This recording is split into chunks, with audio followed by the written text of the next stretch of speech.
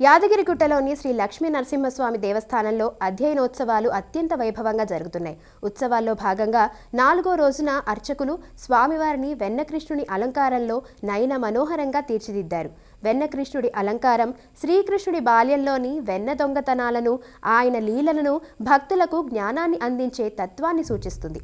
వెన్నకృష్ణుని అలంకారంలో ఆలయ మాడవీధుల్లో విహరించిన స్వామివారు భక్తులకు కనువిందు చేశారు.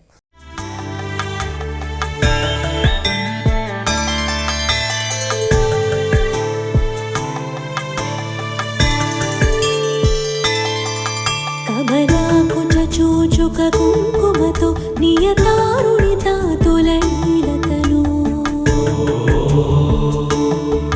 కమలాయతలోచన లోకపతి విజయీ భవ వెంకట శైలపతి కమలాకుచ చూచుక కుంకుమతో నియతారుణిత తులైలతను